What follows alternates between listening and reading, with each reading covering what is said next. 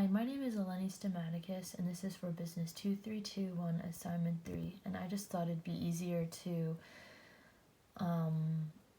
talk about my topic through a PowerPoint presentation.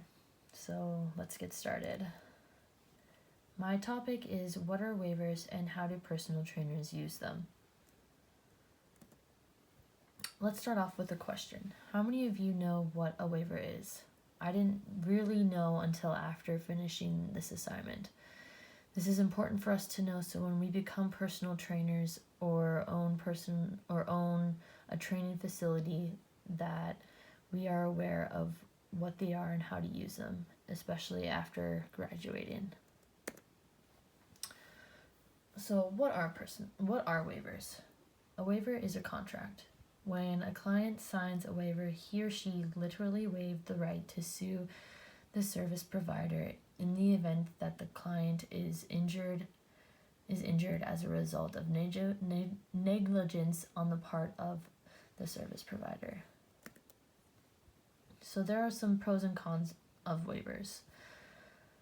A couple of pros are they provide a warning to the client that there's a risk in the activities they are participating in. Waivers help prevent litigation, and waivers can protect you or your personal fitness trainer business should litigation proceed. Some cons are the effort and cost involved in developing waivers and implementing them may not be worth it. Waivers may use resources that could better be spent in effective risk management program.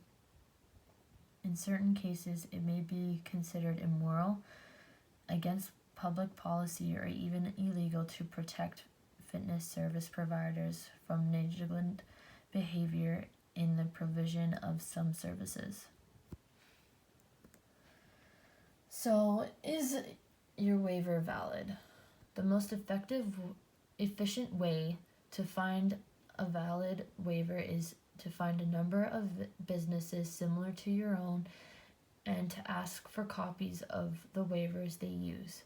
You can combine what they believe to be the appropriate sections of each of those waivers into one that works for your service, and then ask your lawyer to check it for it to be valid.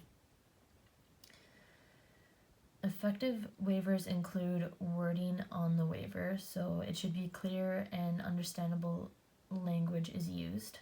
The physical risks are covered in the waiver. All activities your program provides is covered in your waiver.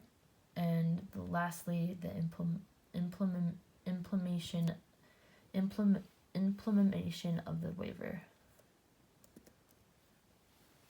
So the implementation of waivers are as important as the wording contained in the waiver contract itself. The risk involved in the activity and the consequences of signing the waiver must be spelled out for the client before you even present the waiver to him or her to read, understand, and sign. It's highly recommended that you use witnesses for verification of the waiver implementation process. If you're gonna work for an already established personal training company, most likely waivers will have already been created with the help of the legal team. This will make your life a lot easier.